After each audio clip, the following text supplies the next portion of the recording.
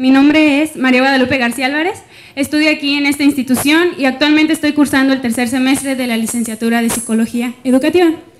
Para mí es un gran honor estar aquí frente a ustedes y hablarles un poquito sobre quién es Jackson Pollock. Muchos de mis compañeros me decían, ¿y qué es eso? Y yo así de, espérense, es una sorpresa, ¿no? Y en este momento les voy a explicar un poco de quién es, qué hace y el motivo por qué lo estamos dando a conocer el día de hoy. Bien, él es Jackson Pollock. Fue nombrado el mejor pintor de América por la revista Life en el año de 1949. Él nació en 1912 en una pequeña población del estado norteamericano de Wisconsin y muere en 1956 a causa de un accidente automovilístico. Pollock fue el hijo menor de un matrimonio mal habido. Sus padres se separaron y su mamá fue bastante sobreprotectora con él y su padre casi nunca estuvo presente. Él tuvo 4 hermanos mayores y empezó a beber a los 15 años, por si alguno de ustedes se identifica, ¿no? Bueno, él se casó en el año de 1945 con la pintora Lee Krasner. La podemos ver aquí en la parte de arriba con él, y en la parte de abajo podemos ver su casa y pues nuevamente a Pollock. Él desde muy pequeño quería ser artista, pero nunca se sintió con el talento suficiente como para llegar a ser un gran pintor como lo es ahora. Hasta que en 1929 se trasladó a Nueva York a vivir con su hermano de nombre Charles. Su hermano también estudiaba pintura junto con Benton, pero al principio a Pollock no le interesaba nada de la pintura hasta un año después, en 1930, que decidió inscribirse a la Universidad de la Liga de Estudiantes en Arte en Nueva York junto con Benton. Él es Benton. ¿Le regresas, por favor? Gracias. Él es Benton. Pollock lo consideraba como su mentor, como su consejero de confianza y pues como su mejor amigo. Siguiente. Gracias. Y hablando un poco de las influencias de Pollock, podemos mencionar al gran pintor estadounidense Albert Pinham Reeder en el año de 1870, a proyectar el desamparo humano ante las fuerzas de la naturaleza, la soledad y la imaginación, y lo hacía mediante una iluminación amarillenta, como lo podemos ver en la imagen, que es una de sus más grandes obras de este pintor. Pollock también se interesó por el muralismo mexicano en el año de 1936 y por consiguiente se fue inspirado por varios artistas. Uno de ellos fue Diego Rivera y pues ya la mayoría lo conocemos. Ahí está un muralismo mexicano de él.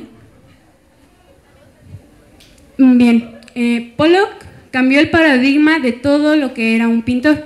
Nosotros comúnmente conocemos a los pintores como lo vemos en la imagen derecha, con un caballete, con un pincel, con un lienzo tensado y proyectando imágenes no abstractas que se pueden reconocer.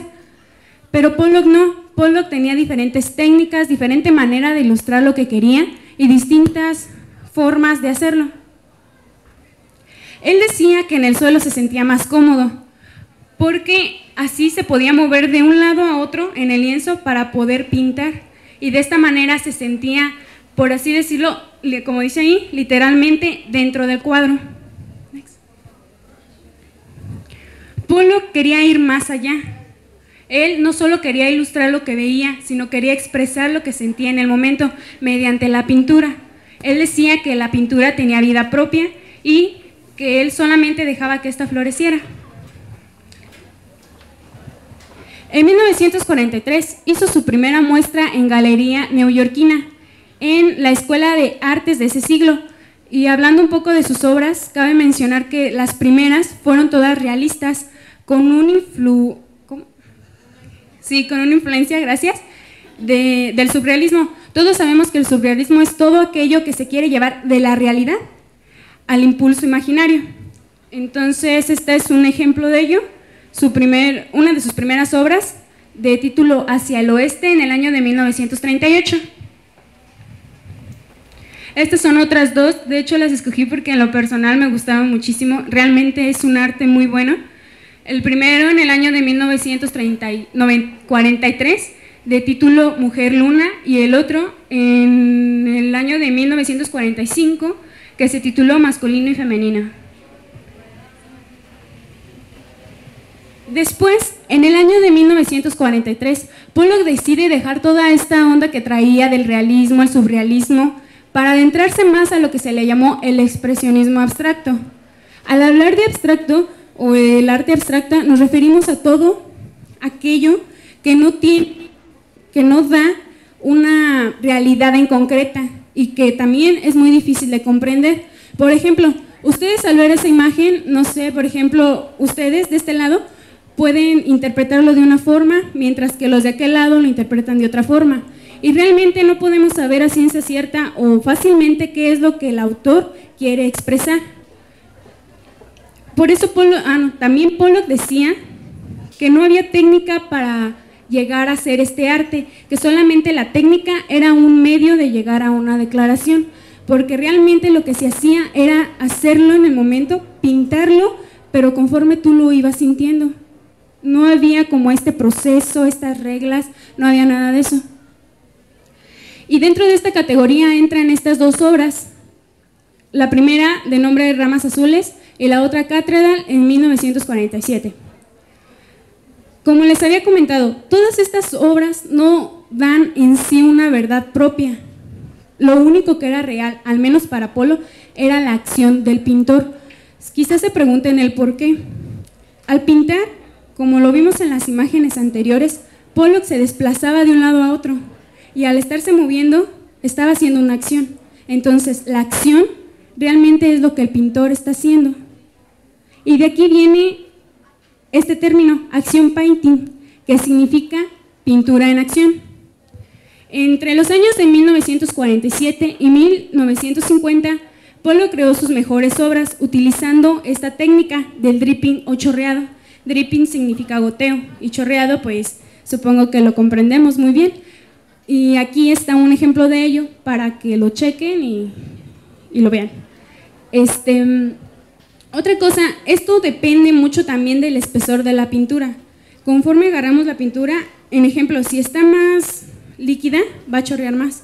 Si está más espesa, va a chorrear menos, como lógica, ¿no? Entonces, esto también se toma en cuenta. Esta técnica consiste en gotear y salpicar la pintura en una tela sin tensar, colocada en el suelo y en lugar de los tradicionales pinceles que conocemos, se utilizan palos, espátulas, entre otros materiales. Aquí podemos ver a Pollock en acción. En esta imagen podemos ver cómo claramente se está introduciendo literalmente al cuadro y él se desplaza de un lado a otro para poder pintar abarcar todo el lienzo. 3 años después, Pollock cambió todo su estilo, pero no del todo, porque aunque estaba siguiendo utilizando la técnica del chorreado, dejó de utilizar los colores para proyectar sus pinturas en blanco y negro, pero ahora con un estilo más virtuosista. Virtuosista significa el dominio o el control del mismo arte, o sea que en la anterior lo que hacía no lo hacía inconscientemente, pero en esto ya tenía por así decirlo, una vista clara de lo que quería. Y aquí nuevamente les pongo 2 de sus más grandes obras dentro de esta categoría. El primero en 1953, que se tituló Lo Profundo, y en la segunda se tituló Retrato y un Sueño en 1953, en el mismo año. Así que no sé, quizás alguno de ustedes alguna vez llegó a ver una pintura de estas en algún lugar y quizá pensaron, que eran solamente rayaduras, goteos, manchadas, manchos, o como se le diga, sin ton ni son, sin ningún sentido ni nada. Sería momento de que dejaran de pensarlo, porque al menos para Pollock el resultado nunca fue casual, ni tampoco fue determinado, porque como ya les comentaba, Pollock lo hacía inconscientemente, porque en su pintura ilustraba todo aquello que estaba sintiendo. Y ahorita les voy a mostrar un video para que les quede un poquito más claro de lo que hacía. Aquí vamos a ver a Pollock en acción.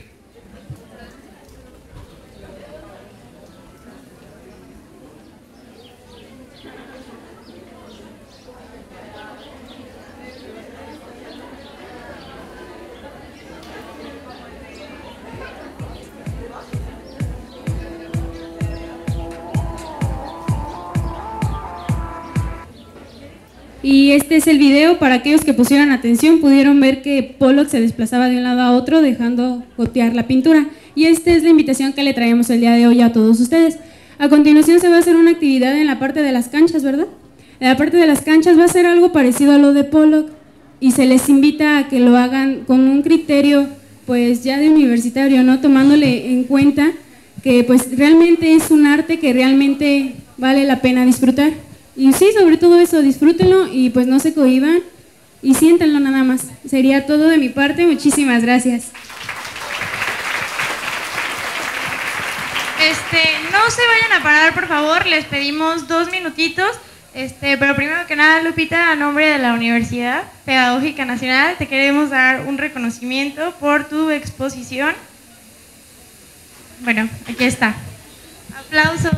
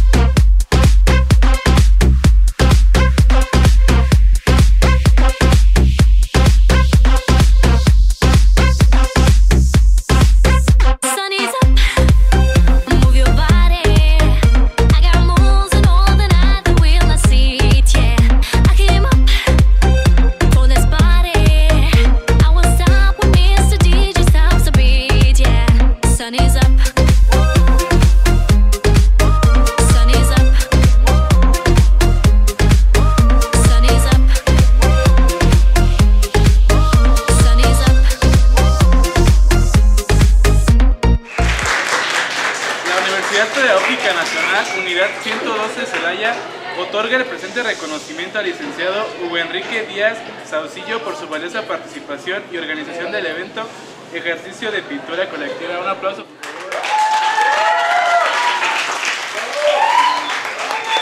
Gracias.